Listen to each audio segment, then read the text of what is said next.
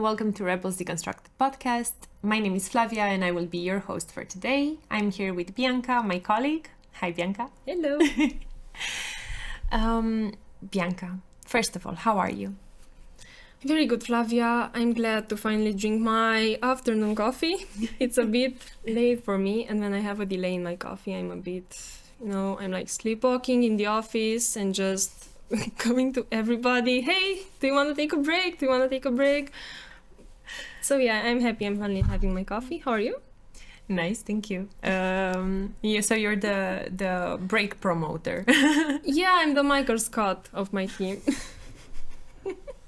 I love that. Sometimes, yeah, I feel like that sometimes. You think you were chosen randomly? We love Michael Scott. That's perfect then. I'm here to fit that role. Okay, before we jump into more professional questions, more RebelDot related questions, can you tell me a bit about yourself, you as a child? What did you like to do? Yep. So I'm Bianca. I'm a software developer here at RebelDot, but first of all, I'm a human. No, I'm joking. I am a human.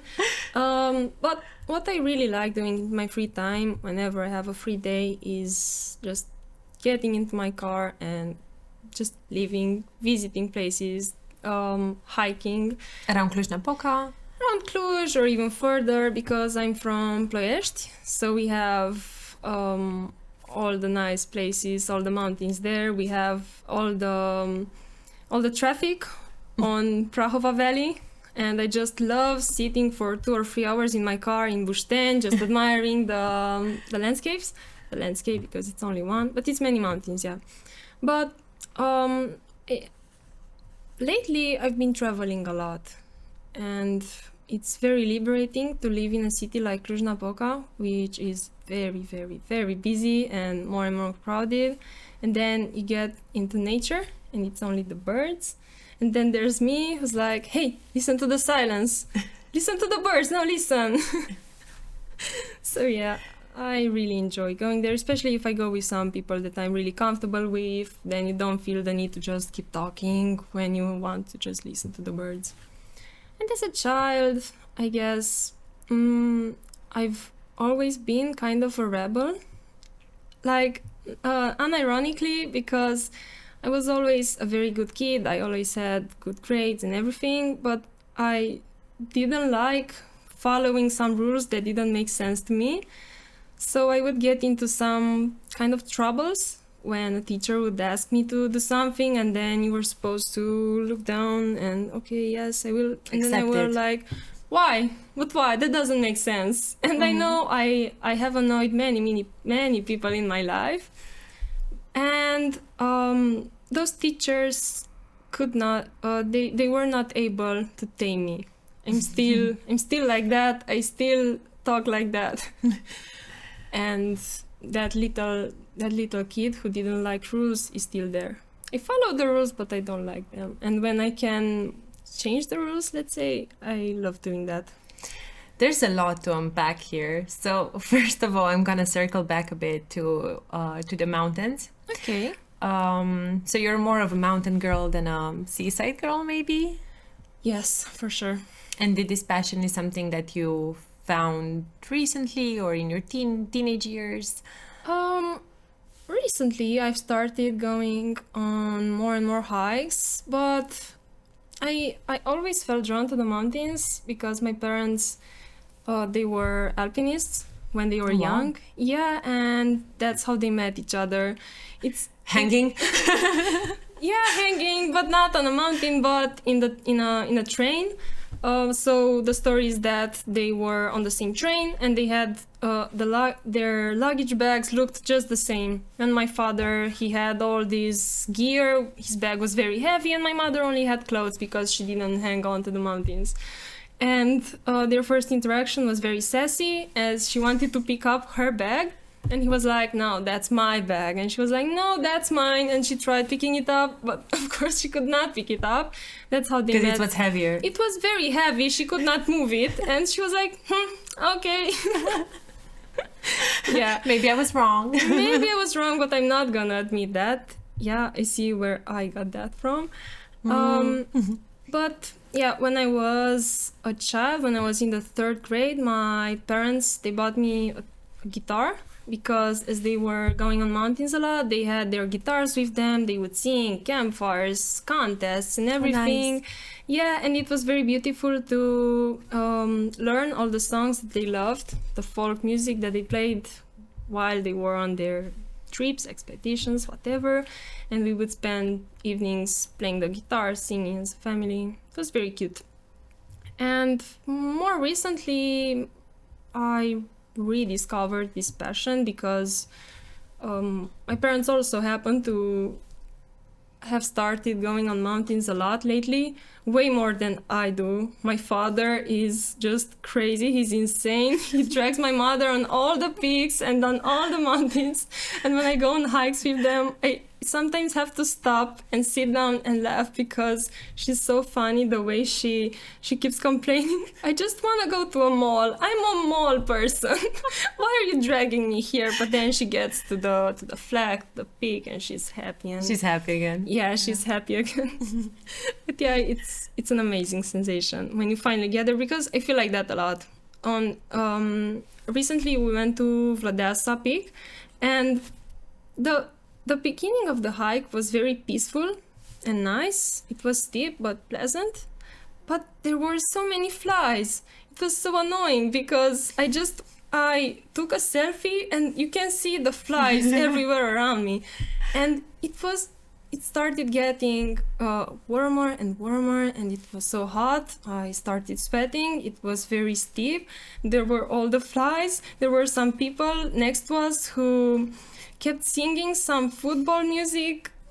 Football, what are they called? Chants, yeah, they kept chanting. I had to take a break just for them to go ahead, so I wanted to listen to the birds, but then I could only listen to chants for teams I don't know because I don't know football. I didn't go to Vladasa to learn all those football songs. But if you keep your mind open, you learn something new every day. I didn't want to keep my mind open. I just wanted to do the circle. Close it with the bird song. Yeah, just listen to the birds walk, but no, I had to listen to the chants. And then after we got to the peak, it started raining, like pouring from the sky. And perfect day. yeah, so for a bit when we were walking through the forest, it was just pouring from the sky. It was pleasant. It felt like a fun adventure. I was very motivated and everything, but then I started hearing those chants again. We got back into the same pace with them, and I could hear all those forest birds and the rain and everything, but somewhere in the distance I could hear those chants. Blending in together with the birds. Yeah, like a nightmare that just follows you everywhere. But yeah, it's very enjoyable. So is it safe to say that you had an adventurous family? Yes, I've traveled with my family quite a lot. They have a caravan, and with that caravan, I went on many, many trips with them. Even as a teenager, my friends were like, I'm not going with my parents. And I was like, why not? It's fun. We have our guitars. Sometimes they had other friends with kids, let's say my age. I was not a kid anymore. Yeah, 17-year-old kids. Oh, okay. Yeah. So I would have people to hang out with while camping and everything. But we traveled a lot through Europe, and I think we visited Turkey, like all the interesting places in Turkey, and that's like camping or with a caravan? Camping. It's an auto caravan. Oh, nice. Yeah. Nice. Some people are so lucky. Yeah, I know. I'm very lucky with them. That's nice.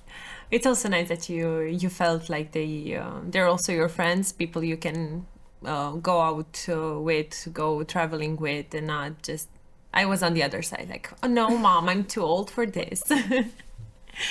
I also felt like I was too old for that, but I also like the vacations a lot, and we've always had that kind of relationship where we mock each other, so it was pretty chill. It was not like kind of the Michael Scott of the family too. Probably I always liked annoying them until I knew that they were no longer calm and they would say something funny and I would record them and play it later to them. Wow. I would have been playing with fire. Oh, I was too, no worries. I really like that you have this mountain girl, traveling girl, adventure side of you, a rebellious side of you. But tell me about how your passion for technology unveiled in your life. I think I've grown around technology because we've had lots of computers and many things around the house. A friend of my father's was working with computers. So from 3-4 years old, at least this is what my parents say, I would go there and touch them and reinstall Windows. Yeah, just the usual. But I was into video games as a young child because as you had computers around the house, my father would get games, we'd play together. So I just liked technology from a young age. But then, I don't know, I always liked maths, or the idea of maths at least, because after high school, getting into university level maths, you see that, okay, like that idea, it's fun, it's useful and everything. But I liked those subjects where you could get very technical, where you could have like an exact answer, where everything was fair, you would have some rules and everything would go as expected, Like it wasn't as you'd have with more artistic subjects, with a commentary at your... That's more interpretable or subjective. Yeah. There you knew what you had to do and you knew the results that were expected. And the same goes for computer science, because you know some algorithms, you know what you're supposed to do and it should work. And having been working in the industry for some time, I know that it's not the case. You have code that should work and it just doesn't. But the idea is that it should. I find it really interesting that you mentioned earlier about being a rebel and not liking rules. And now you're mentioning that your passion for technology developed as you started to like or enjoy the idea of having a logic behind something and exact answers and results. They might seem contradictory, but I think it sort of brings a balance in one's life. Or am I wrong? No, you're not. It sounds like a contradiction, but I'm all for rules, but those rules have to have a logic, I don't like those rules that are, as you tell a child, why shouldn't I do that? Because I said so. Oh, yeah. Those kind of things. Because everything should have an explanation. And why are we supposed to do something? Then we must know why are we supposed to do something. But in school, why can't I drink water during class? Or why can't I eat because my stomach hurts? Or, small things like that just bugged me. Because I knew there were rules. I always followed them. I was not a troublemaker, but I didn't like them. And I would in a strongly, what's it called? strongly worded letter, I would say, no, I don't like that. I'm gonna do it, but I dislike it. So about having a set of rules that make sense, you follow them, the result. I just like working in an industry where we can, shape the world around us. And the way that things go around me, I'm glad that I can have, I have a word, to say about you can see your how impact. we run everything. Yeah. Nice. And you just don't have to blindly follow some preset guidelines, but rather we can discuss them, we can see how it's better for everybody and for the final result. So this is what I meant. Nice. You were mentioning about the rules, especially in school. I think our generation, or most of the generations, and I don't know how the school system is at the moment, if anything's changed. I really hope so. Yeah, they're on a strike. It stopped. Like they stopped today. On my way here, on my way to the office, the radio, the radio in the car. The radio guy was saying this, and they stopped, and I think they have a good resolution. I hope I got that right. But yeah, we had really strict rules that made no sense. I too did not understand why, if I want to go to the bathroom during class, why can't I just, raise my hand, ask politely, remove myself from the class, and have a normal and natural experience of things. But yeah, I think that taught us. It's pretty common in our generation to hear this, that I understood why I had to do something, and maybe I wasn't a troublemaker, but I followed. And I think it kind of ignited in us a sort of justice feeling. I don't know. I need to change this. I need to have impact on other things that I can control and shape in a more beautiful and natural way. And I really find that it's a common characteristic among our colleagues in RebelDot. I think we all feel this, like we get things, but we have to really question the status quo to put something in place, to shape something. But let me ask you, what do you think a rebel is? A rebel? Like the definition. The general definition, or how I see the word rebel? Both. Okay. Can you do both? I think I can. I'm just hoping I see the right meaning of the word. But for me, a rebel is just a person who knows that something is not right with the current system and wants to make some changes. And I think it usually has a negative connotation, but in many, many cases it doesn't. Because you see a system around you, you see people being treated in an unfair way. You just want that to change. And it bugs you that you don't have control on that system, so you rebel against something and you try to make that change. You try to get more people involved. But for our particular case, being a rebel actually empowers you, and you have the power to change what you see around you, which is amazing. Who inside this team empowers you?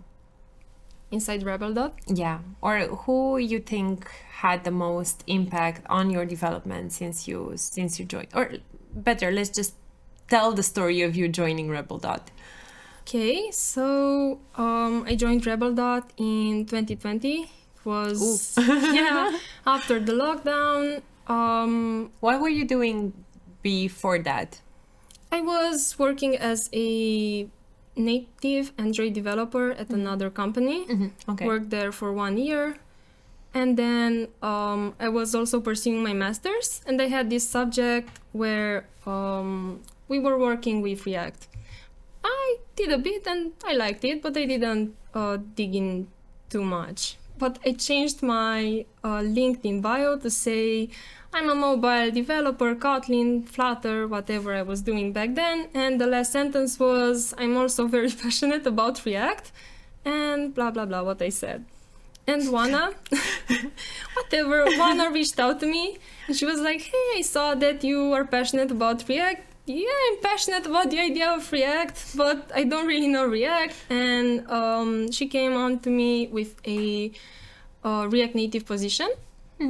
And my interview was with Kristi Kalugar, which is very funny because now he's my go-to person and the person who had, I think, the most impact on my development, but we'll get to that. It was very funny because I had my interview with Kristi. I never worked with React Native, and we kept talking about Kotlin and Flutter and the things that I knew. And then Anna told me, hey, we want you. I wanted you to, so here we are.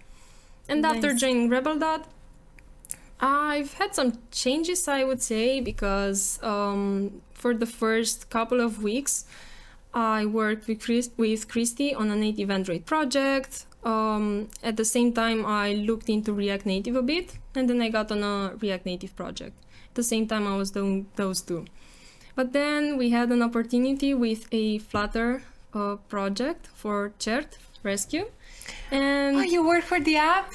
Yeah, I actually did the app, and nice. Together with Simo, a colleague, we finished that in, I think, 2 weeks, and we got it live, and it was very fun because Back then, we also started having our weekly community meetings on the front-end team. Back then, we were just the mobile team, but now it's the front-end team with everybody.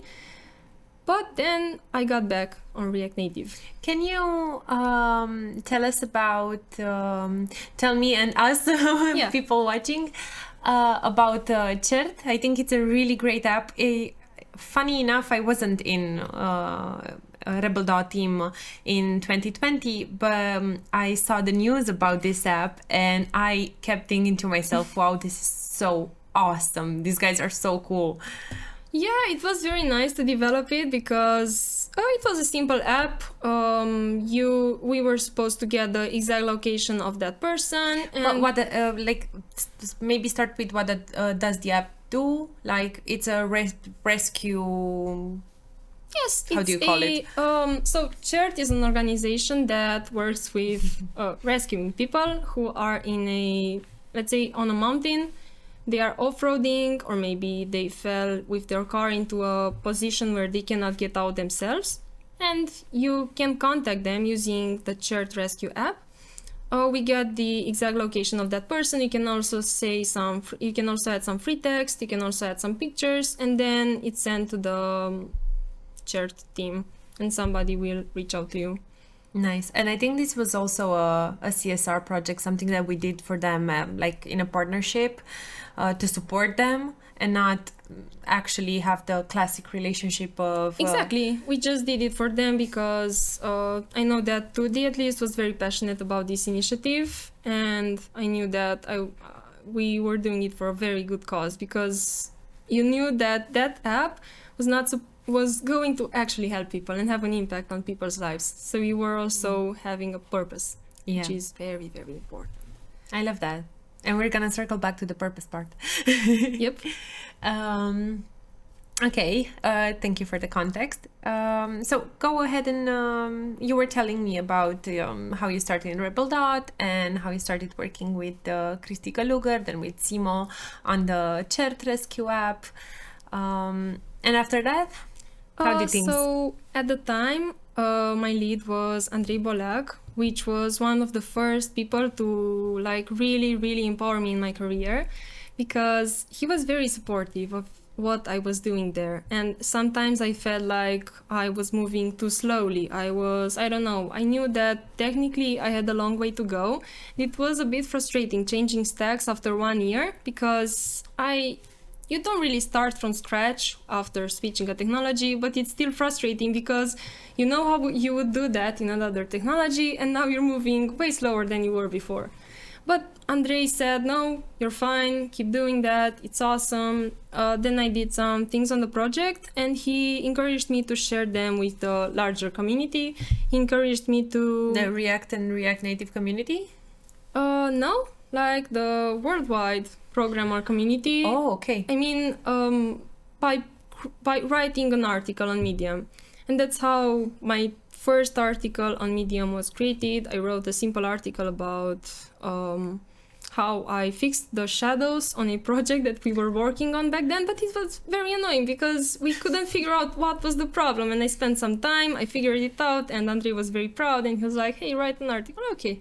And I did it, and I loved then writing these articles and sharing them with our community, but also knowing that, I was getting highlights and responses for people all around the world and thanking me, hey, help me, save me. And it's a very great feeling, because I really think that as a developer, if you spend some hours or some days working on something, just reach out to us, the others, reach out to everybody else, tell us how to solve that, and then those people can spend time on something else, not on something you already spent time on. So it's like a big community, a huge global community maybe, that's helping each other.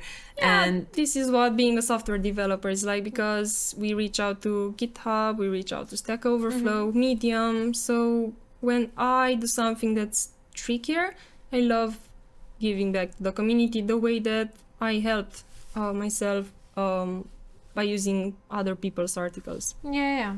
Awesome. Yeah. And going back to Andrei, it was a funny story. after doing the Chart app, I really enjoyed working with Flutter. I had worked with Flutter at the other company too, and it was kind of sad. Hey, now I work with React Native, I miss Flutter, and I was telling this to Andrei, and he's like, Bianca, we don't have a Flutter team in our company. I was like, Andrei, I can do that. I could be the lead on Flutter, haha, just telling that as a joke. But he was very serious, and he was like, you would do that, really? Okay, I was being taken seriously, and that felt very empowering, seeing that, okay, then if this guy, who's a very smart guy with a lot of experience, he thinks I could do that, and maybe I could do that.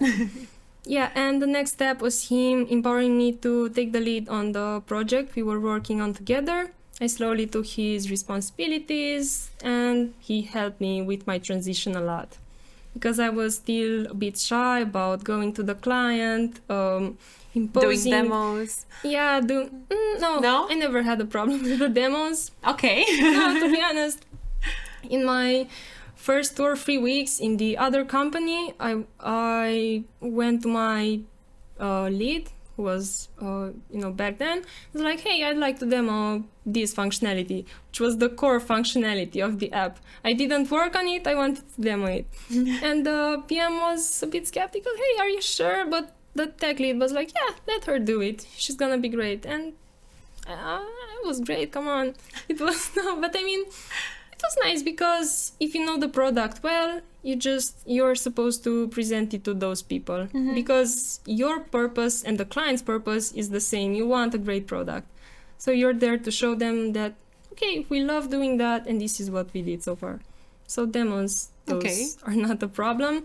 But no, getting rid of blockers, getting other people to, work in that particular way that, would be better for the product. And back then I was reaching out to Andrei, hi, hey, this person's not responding to me, what should I do? So yeah, he helped me a lot in that period. Okay, so also in like soft skills, not just technical. Exactly. Yes. Nice. And now you work with Christy. Oh yes, because after that project, I had multiple projects with Andrei, but then I got on the project that I'm still on today, and there I was working with Christy. And back then, for me, Christy was still very scary in a way that he was very, strict and technical, and I worked well with him, but I was very, oh my god, I don't want to disappoint Christy. But he's so nice. He's very, very nice. I got to know him, but in my first couple of weeks of working with him, he would send me smiley faces with messages. He was like... The simple smiley, like the... Oh, yeah. Yeah, that smiley. And I asked my colleagues, hey, is Christy mad at me? Hey, did I upset him? They're like, no, that's how he smiles. Okay. So... But remember to this debate about the simple smile? Yes, I started that. I posted You started it? Yes, I posted on Slack because I felt awkward just going to Christy and asking him, hey, are you passive aggressive? Spoiler alert, he was not passive aggressive. He was nice, of course.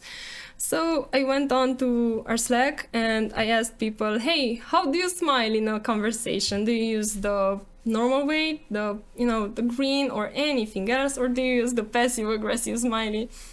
And then it was kind of 50-50. Many people smiled like Christy did, many people smiled like I did, but we still managed to make it work. Tudi took it to the internet to solve this. He took it to his personal LinkedIn profile and created this huge poll where everyone jumped in, I included. I also found it passive aggressive. Like every time I see a text that ends with a dot and then the Yes, what did I do wrong? Yeah, I'm like, but what did I do? Like, I can fix it. Just tell me, just talk to me and be open about it. Yeah. But I can see how that can be very intimidating, especially when you don't yet know the person and you don't know what kind of slang they use. I don't know how they use wording in a sentence on Slack and what emojis they put. But yeah, I'm glad that's over and you're friends now. Yeah, that was over. And I think I kept looking at the React, seeing what Christy selected, because my whole purpose was just seeing what Christy is going to select. But of course, Christy was busy. He didn't have time for my thread. So I think at some point I just asked him, hey, are you mad when you send those emojis? He's like, Bianca, when am I mad? Okay, good point. He was never mad. He's very calm and calculated and everything. So he was not passive aggressive. But yeah, I was a bit intimidated in the beginning.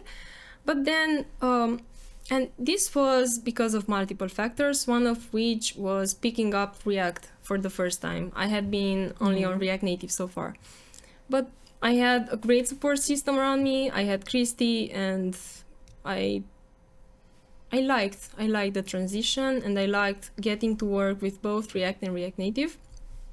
And after, I think, couple of months, 5 or 6 months, I started picking Christy's responsibilities, and then you officially transitioned so that I took the lead on that project too.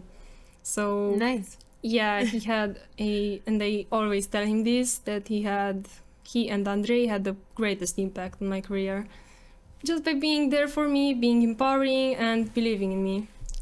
It's amazing to see such intelligent and amazing and nice people believing in you. It just makes you feel, okay, so if this person thinks I'm doing great, I'm probably doing great. That's very nice. And yeah, I know it feels amazing to have people that you look up to also support you in your growth journey. Tell me about the teams you've been working with in RebelDot. Yep, in the beginning it was mostly me, Christy, Andrei and Simo, in not multiple variations. For 2 projects it was just me, Andrei and Simo. But then I got to the current project where the team had some fluctuations. We were more of us, fewer of us. Now we are in a nice format, and I really enjoy the fact that in the past couple of months our team has been growing like this. So you have more people to talk to, you have more people, with the same vision as you, working on that project that you just love. Because I was there since the beginning, and I know the project is not your baby, because but I mean in a way it is. But I mean it is, let's be honest. Because you really care about that, you have a vision, you have that you have a greater purpose. Because am I allowed to say the area of the project? Is it okay? Depending on what project you are. I don't know what project you're on. I mean, it's a healthcare project, and this means that by doing the work that we do, you actually get to help people. So again, to the purpose thing, because you don't just do your job. It's never like this. It's never been like this for me. It's always been I'm working here 8 hours a day or more. I'm sitting here with these people, with these clients, working on this, and I just want to know that my work, leads to something bigger than us, and that helps people. And I'm very passionate about this project because it ticks all of the above. Do you ever find yourself in a position where you find it hard to take a step back and look at the bigger picture? What do you mean? I mean, sometimes in connection to having purpose and meaning in your work, not lately but in when I started working, I had a lot of debating with myself whether what I'm doing is something that I want to pursue forever. Is this the type of... I also had clients that worked in different areas and the domains of activity, and I had this constant struggle, like, is this domain something that I like? Is this what I want to do forever? Is this what I see myself doing? And I would get stressed about smaller tasks and day-to-day things, and maybe the client was great and the product was really helping people and having great impact, but I kind of struggled to do the step back and just remember why we're here, why I'm here, what I'm doing, why I'm doing this. So do you ever find yourself like in need to remind yourself of the bigger purpose or not meaning? really. I mean, I just know that what I'm doing is what I love doing, because I get to work with all these amazing people, which empower me. Every single one of my colleagues empowers me to be greater, to do better, to be there for everybody and for myself and for the client, and just be there, be involved, show up, and as we say in RebelDot, walk the talk. It's one of the Yes. main things that we try to put into practice every single day. But I don't really question those things, because I love the client, I love the company, I love my team, and it's like a puzzle, and it just fits. That's perfectly Just fits together. Fits together. This is what I wanted to say. But and about the having a purpose and daily tasks, these will sometimes create some problems, I would say, because we will sometimes have periods with tasks that are difficult or more annoying, and no, but it's true. It's true. I mean, I don't like this whole love what you do every single day. You should not feel like you're working. No, that's not true. It's not realistic, and it makes other people who might not like their job so much feel very bad and very wrong, and it's not correct. People that aren't. I think I also love what I do, and I love my colleagues and the team that we have here. But I think of myself as being privileged. Yes. Like, I got lucky to figure out what I want to do, to get to practice it, to find myself a great team to do this together with. But I'm privileged. So yeah, I totally feel this, because I always think of those people that didn't have this kind of luck or chance in life. Yep. And they're maybe stuck doing something that they hate, but they're amazing people with a lot of potential, with that have everything that they need, but another resources to step out of it. So I really love that you mentioned this. Just I wanted to make this little break to to share my appreciation. I totally agree, because we sometimes forget just how privileged we are to be in a position where we love what we are doing, and to be surrounded by other people that are like-minded and who also happen to love what they are doing. But there's this culture that goes around in our, let's say, sphere. Industry, yeah, that's the right word, where you're supposed to just hustle every day, love whatever you're doing. No, that's not correct, because you're supposed to love it overall, or love the direction, or love 70-80% or more. If you do that, you're very, very lucky.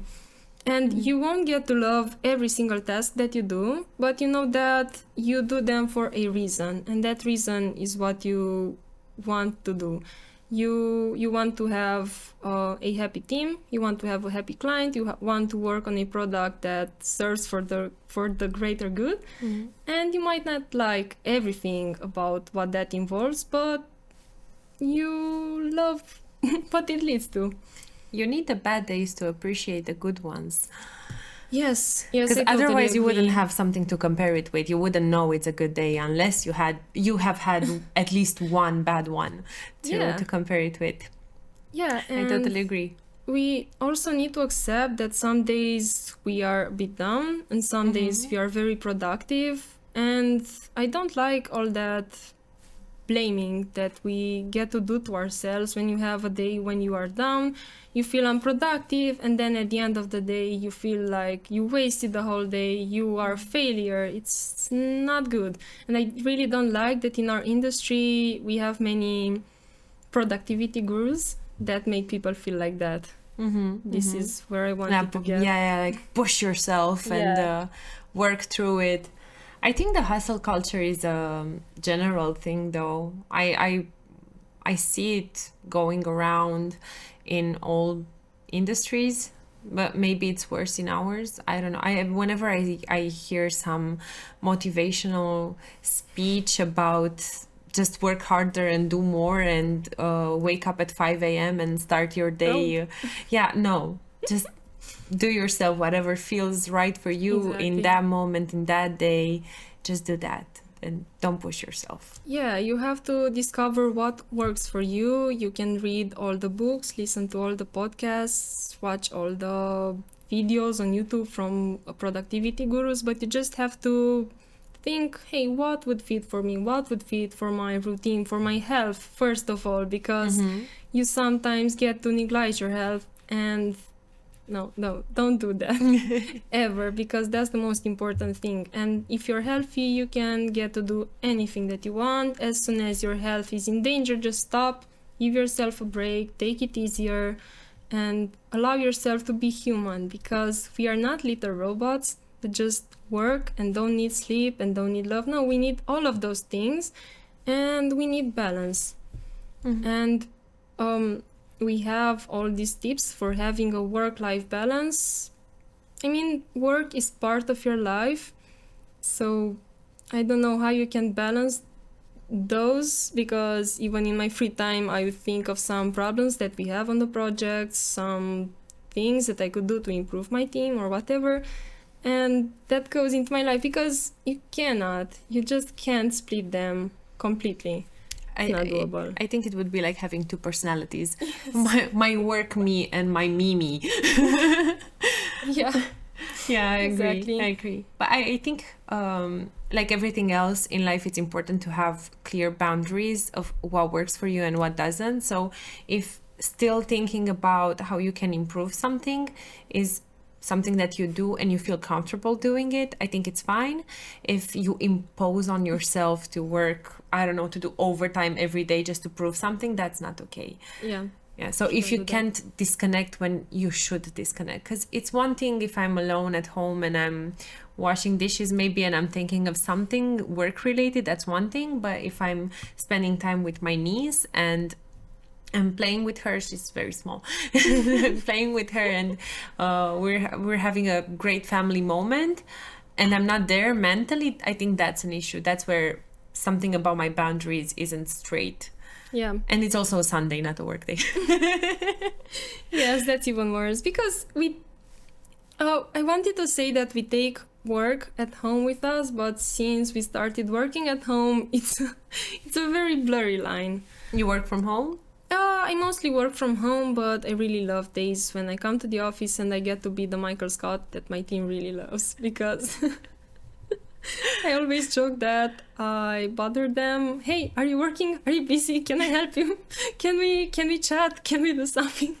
You know, like the moment he was in his office and just hitting his glass of something, like, I really should work, but I prefer to do this. I want to do this now. Yeah, exactly. This is how I felt. I sometimes feel like that, and that's fine, because we are humans.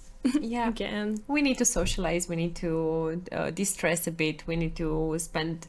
Like, I come to the office to see my colleagues, to have coffee in Rebel Cafe. I come whenever I miss Ami's coffee so much that I feel like I can't go another day without it. I know what you mean. Yeah, I also miss it when I'm at home. Don't tell her that. She will probably see. Okay. How did you find, like, I know some people do kind of get a week and then share it, like from Monday to Wednesday I come to the office, Thursday and Fridays I stay at home. Like, do you have this kind of system, or you just freestyle every week? I freestyle it. We would decide with the team members, say, do you want to go to the office, or we so you can work together when you come? Yeah, so that I can bother them while they are working. No, I'm joking. But hey, bother me sometimes. I'm offended. Okay, will do. I would come to the office when, as you said, I just miss everybody. I miss that feeling of working next to one another and being there and seeing each other and reminding ourselves that we are not just boxes from in this area that you a square. Just a square. We have bodies and we have heights. And when you know that moment when you meet someone for the first time after having worked with them for a long time, and you're shocked if they are too tall or too short. And so before meeting one another, my advice is to ask yourselves, hey, what's your weight? What's your, not your weight, what's your height? What's your height? So you don't have any surprises and make an awkward face. Do it more cryptically, like, when I will see you, how will I look at you? Like this or like this? So they get a bit confused of why you're asking. Yeah. I haven't looked at these at. Oh, I'm just curious if where we are. Oh, this is nice. Okay. Sounds what did you want it to be when you grew up? Like when you were a child? When I was a child, I always told people I wanted to be a bank director. I have no idea. Straight to the top management C-level position. And I have no idea where I took that from, where I heard that, but I always told people I want to be a bank director, and for many years I knew that when I grew up I would be a bank director. And now I can't help but imagine you in a forest with your parents at like maybe 5 years old, like, I want to be a bank director. Kids are weird. Maybe random. And how did you give up that dream? I don't know, it just faded, I think. Or maybe banks had too many rules, and the little rebel in me didn't like that. Why would I have a dress code? Why would I don't know what bank directors do. I have no idea. Me neither. We can move on if we both don't know. Yeah, we have no idea. I know what I do right now, and it's better for me. Let's word it like that. Well, I'm sorry you did not become a bank director, but I'm happy that you're here now and you joined us.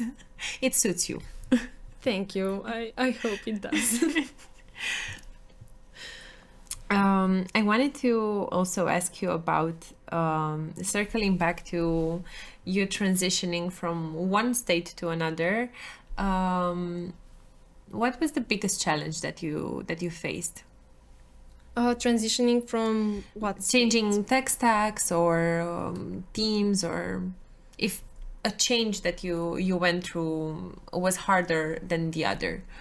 I've had some changes, and what was bothering me the most was not delivering as much as I could to my team or to the project, because I knew and I felt that I can do more, but right now I'm very slow, and I'd like to apologize for this slow state of mind. This was, for instance, when I got on the current project. I had some weeks where I had to adapt with the project, the people, the pace.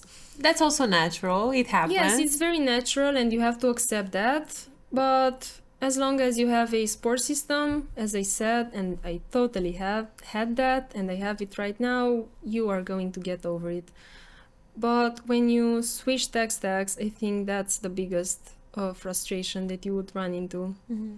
Because you know how to do it, but not in this technology, like not in this language. Yes, exactly. And but this also helps, because when I didn't know how to do something in React Native, I would just think, this was like in 2020 when I came here, and I was still learning React Native.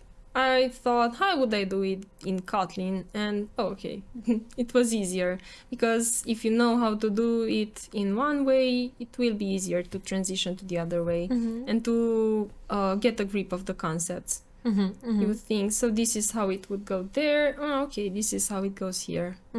So it's natural. Yeah, and I think you also have like a bigger overview maybe of the concept itself. Yeah, exactly. Especially when you know how to write it in multiple languages. Yeah, and about switching teams, I think that will always be not challenging, but it's a big change, because we work for 8 hours every day, and we sometimes spend more time with these people. I mean, most days, let's be honest, we spend more time with our coworkers than we do with our families, partners, and so on. So you have to make sure that you really like the people that you work with. So when you switch teams, especially if it's a team that already existed, you're a new piece in their puzzle, and they have to make space for you. It's a whole new dynamic, and everything changes, and then you go with the flow with the new dynamic. If a person leaves a project or a new person comes to the project, that team is a brand new team. Everything changes after that. That goes again through the stages of a team, of forming, storming, norming, and performing. Oh my God, yes. You mentioned something about you have to make sure that you like the people you work with. How do you make sure that you like the people you work with? You don't. You cannot make sure of that. I'm lucky to like the people that I work with, and each person can have a preference. You might not care so much about the people you're working with. You might care more about the money. You might care about I don't know what. But for me personally, it's very important to enjoy the people that I do this with, because you will have struggles and you will have challenges that will make you go crazy. But if you like the people that you go crazy with, it's gonna be easier, because you go through this together, and it's what gets you closer, because you can just look at that as an experience that you got over together and made you closer and stronger as a team. Nice. I love that. Yes, it's but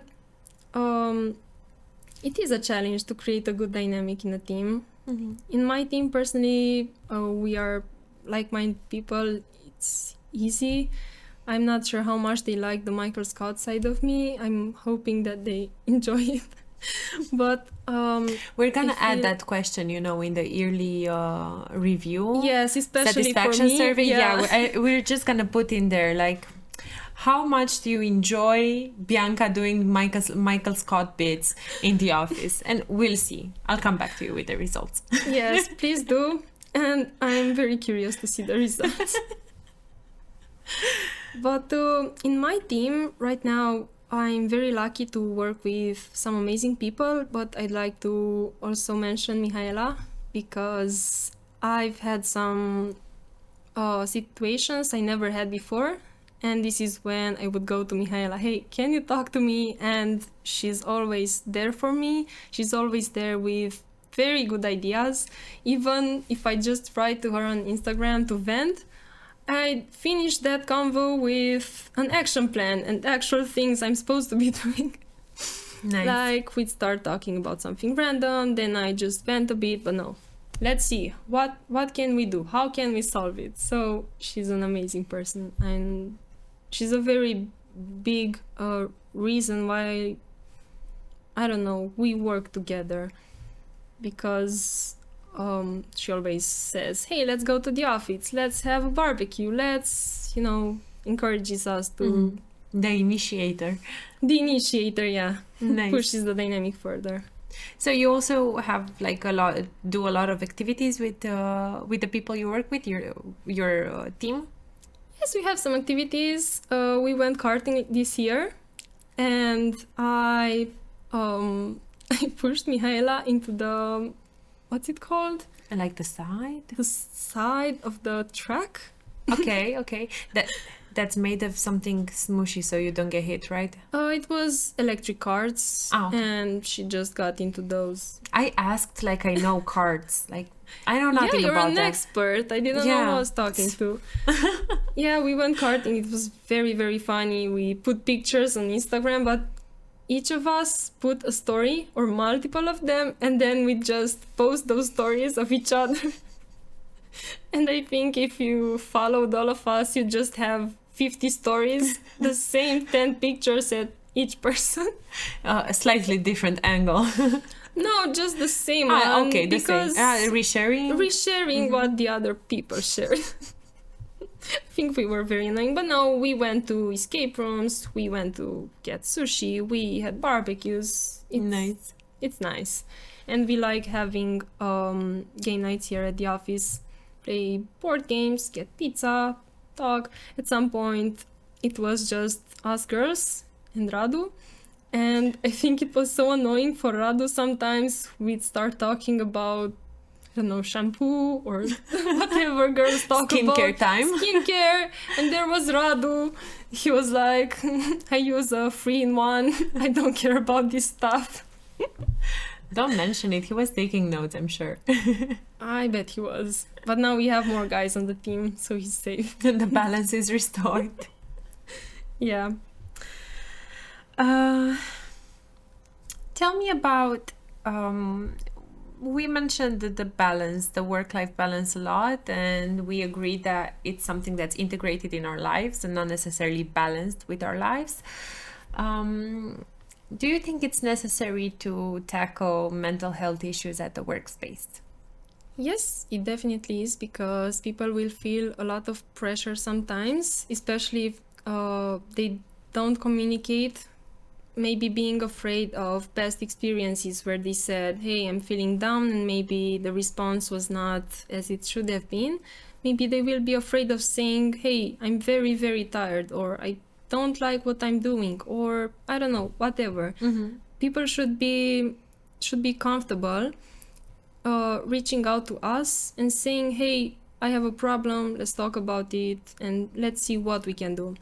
And this is something that I really try to do, creating an environment where people feel comfortable coming to you and saying, hey, I don't like this is not working, this is not good, because you need to work in an environment where you can just talk to each other as you are humans, like you're humans, not little robots or little predefined texts with those, corporate like texts. Hey, let's, I don't know, you're supposed to be honest.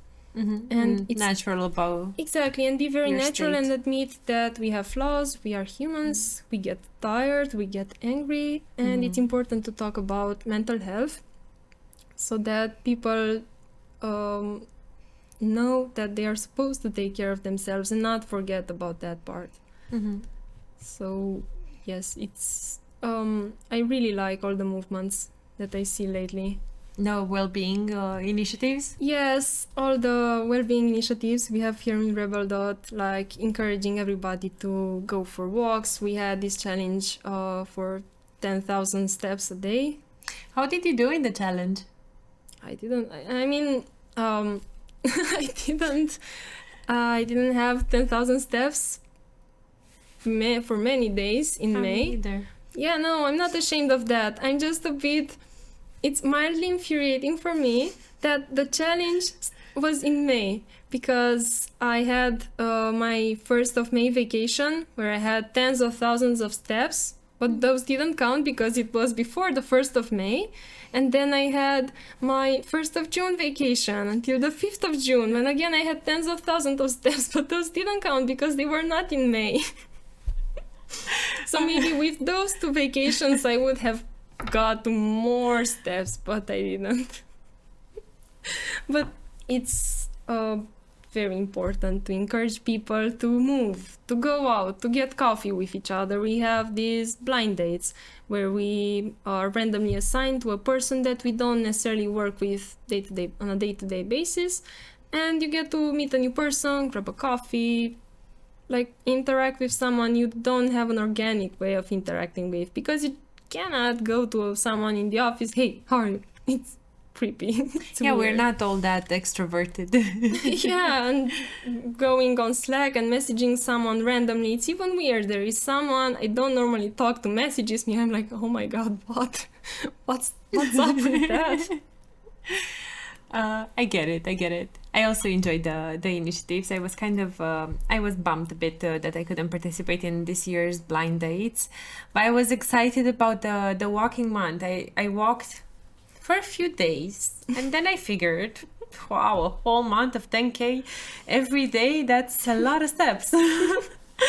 And I had some days in which I would enter the app and see how everyone is doing. And I think for one day in the month of May, I was number 1.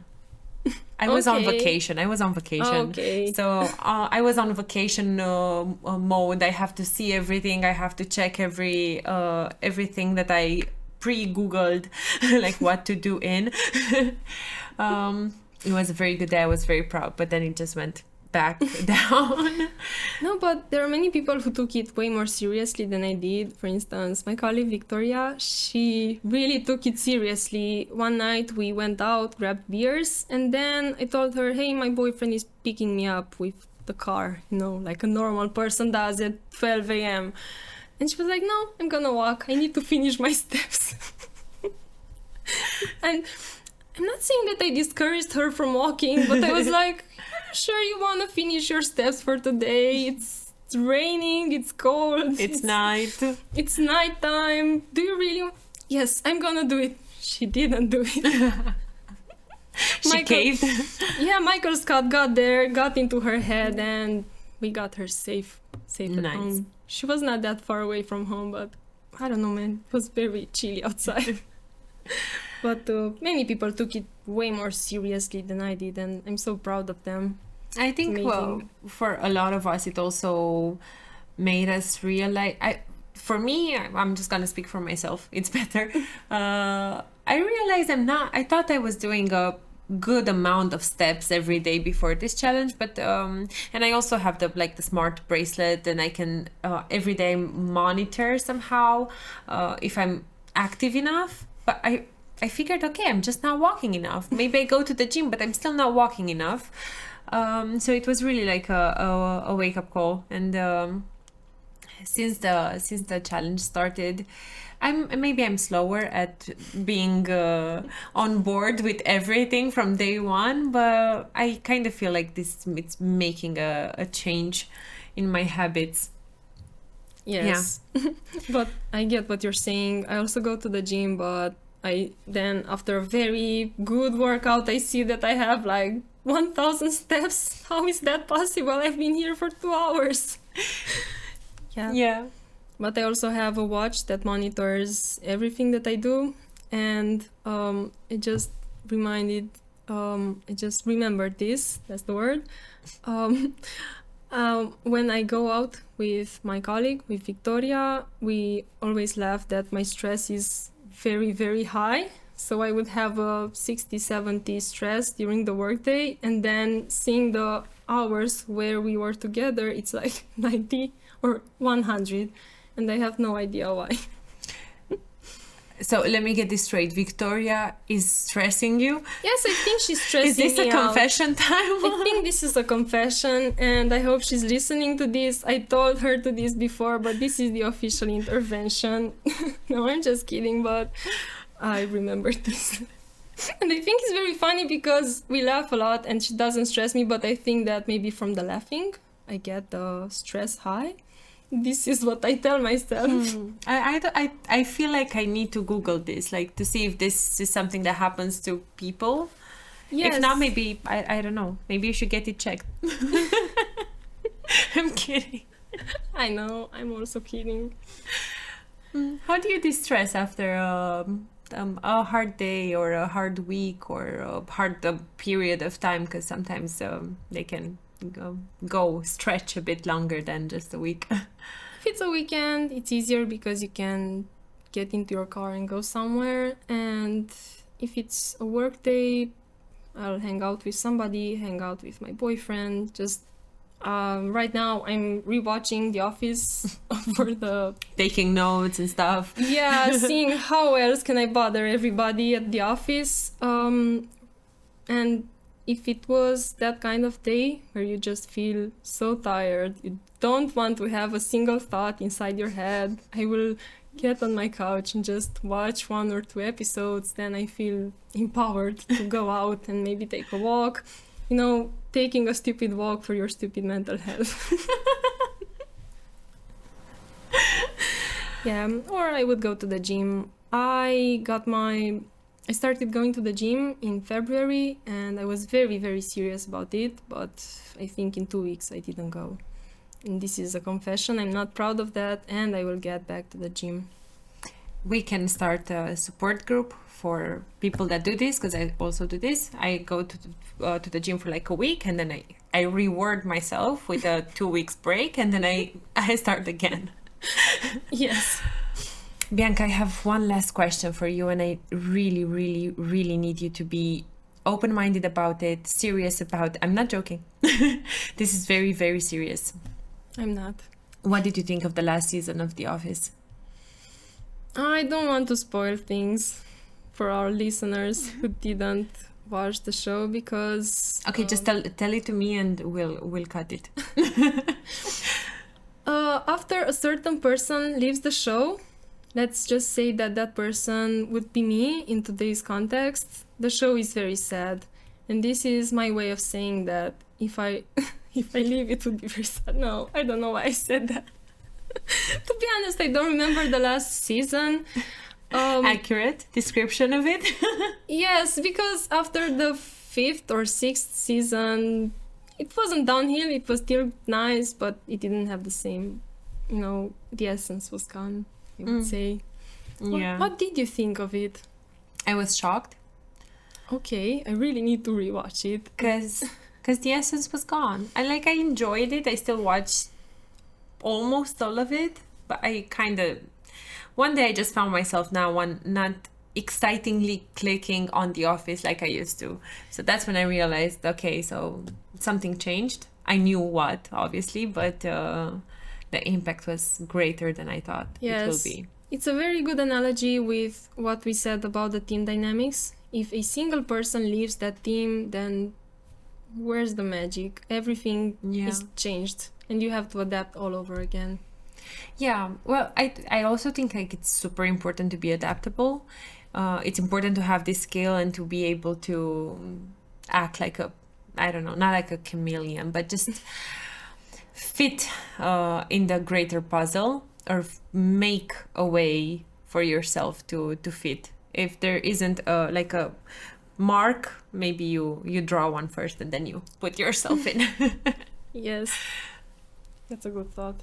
Bianca, I don't have any more questions for you, but I really enjoyed chatting with you today, and I so thank you for saying yes to a challenge. I know it's maybe out of the ordinary and maybe uncomfortable for a second, but you did great. Thank you. It was very nice for me too. I remember the day when you wrote me about the podcast. I got a message from a person I don't normally talk to. That was Flavia. And she sent me some messages. How are you? Hey, what do you think about... Yeah, let's do it. And she was like, oh, this was easier. Yeah, I was so ready to come to you with my why you should join the podcast, why you should do... I had this, the motivational speaker that says you should do one thing that scares you. And I didn't have to use it. I was just, riddled. Okay. Why would you be riddled? You invited me for an hour of listening to me. It's amazing. I love talking. I love people listening to me. It was a perfect scenario for me. It was an easy, yes, let's do it. A small pop culture moment. I just watched, I don't remember the name. There are those videos on the internet with famous... The internet. We are young people. I felt so old. Where pop stars or singers or just stars look and break down their looks from past years, like how they were dressed in the 2000s, whatever gala. Okay. And I was watching Miley Cyrus's video and she opened like, we're gonna do something that I really love. Talk about me. This is how we should have opened the podcast today. If you want, we can just cut this piece and put it in the beginning. Great. Well, thank you very much. And please bother me at the office. Yep, thank you too. Will do.